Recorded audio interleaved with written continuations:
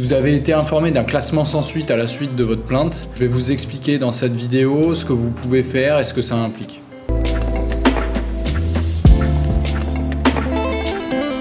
Alors déjà, un classement sans suite, c'est une décision qui vient d'un magistrat qu'on appelle le procureur de la République et qui a décidé, au vu du dossier de la plainte qu'il a reçue à la suite d'une enquête de police, donc votre plainte, il a décidé de classer sans suite, c'est-à-dire d'arrêter la procédure pénale.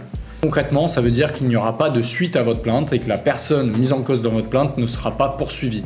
Alors ça, c'est la décision du procureur de la République. Elle peut s'appuyer sur différents motifs. Ça peut être par exemple l'absence de preuve de ce que vous dites dans votre plainte. Ça peut être aussi le fait que le mis en cause n'a pas été retrouvé. Ça peut être aussi un motif d'infraction insuffisamment caractérisé.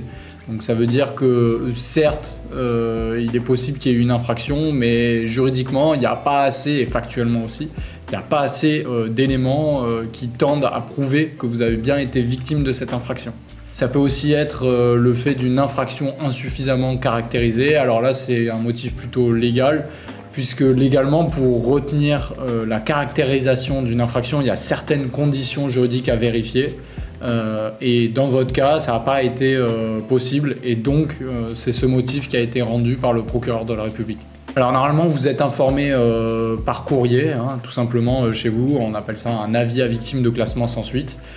Parfois, il y a certaines personnes qui ont des échos de la police ou de la gendarmerie qui disent bon, bah, ça a été classé sans suite. Et si jamais c'est le cas et qu'on vous en a parlé, je vous invite à envoyer directement un courrier à l'intention du procureur de la République pour expliquer que vous avez été informé qu'il y aurait eu un classement sans suite sur votre plainte. Donc bien sûr, vous joignez les références de votre plainte ainsi que votre pièce d'identité et tout simplement vous demandez à avoir un avis de classement si jamais c'est le cas.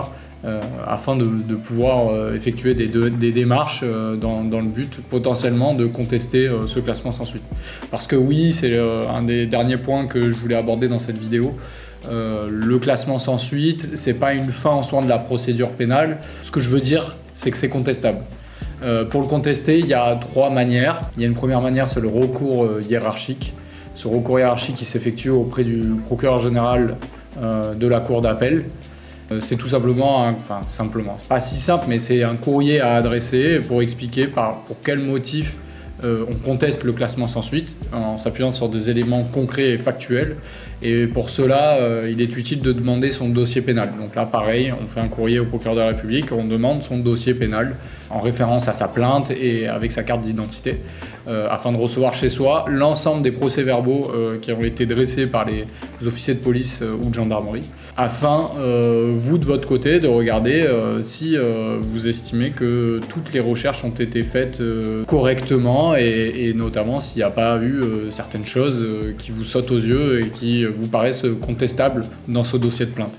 Ensuite, il y a deux autres possibilités de contester un classement sans suite, mais là, je vous inviterai quand même à vous rapprocher auprès d'un avocat, puisque ça engage potentiellement une consignation.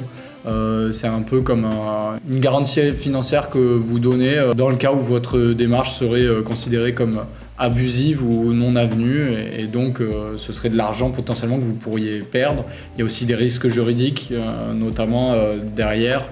Vous pourriez être poursuivi par la personne mise en cause pour des dénonciations calomnieuses. Donc voilà, je vous invite sur ces deux autres possibilités à faire attention et à consulter un professionnel du droit, au moins un juriste d'une association d'aide aux victimes proche de chez vous. Je vous mettrai le lien dans la description pour les trouver. Donc d'abord, il y a la citation directe, tout simplement, c'est la convocation du mis en cause de votre plainte devant un tribunal correctionnel. Donc carrément, vous déclenchez l'organisation d'un procès. Là, pareil, il y a donc des conditions avec la consignation, également des conditions de forme pour pouvoir le saisir, etc. Donc là, je vous invite à vous rapprocher d'un avocat. Et pareil, la plainte avec constitution de partie civile, ça se fait directement devant le doyen des juges d'instruction. Et là, pareil, ça nécessite une consignation et certaines conditions. Et donc, je vous invite à vous rapprocher d'un avocat ou d'un juriste d'association d'aide aux victimes pour en savoir davantage. en sachant aussi que je vais faire une vidéo sur ce sujet sur ma chaîne. Donc pour résumer, vous l'avez compris, un classement sans suite, c'est une décision prise par le procureur de la République qui doit la motiver. Vous pouvez demander un dossier pénal auprès du procureur pour comprendre ce qu'il y avait dans le dossier de l'enquête, parce que vous n'étiez pas censé avoir tous les procès verbaux de l'enquête. Ça vous permettra déjà de voir, vous, ce qui a été fait et ce qui n'a pas été fait et qui, selon vous, aurait dû être fait. Donc, soit vous envoyez un courrier directement auprès du procureur général, auprès de la cour d'appel, soit vous décidez de faire une citation directe ou d'une plainte avec constitution de partie civile. Et je vous invite, dans les 2 derniers cas spécifiquement, à vous rapprocher d'un avocat ou d'un juriste d'association d'aide aux victimes, puisque ça peut engendrer des frais conséquents et notamment des risques juridiques. Voilà, j'ai terminé pour cette vidéo. N'hésitez pas à vous abonner à la chaîne, également à mettre un like, ça permet de la faire bien sûr grossir et donc de pouvoir être utile au plus grand nombre de personnes possible.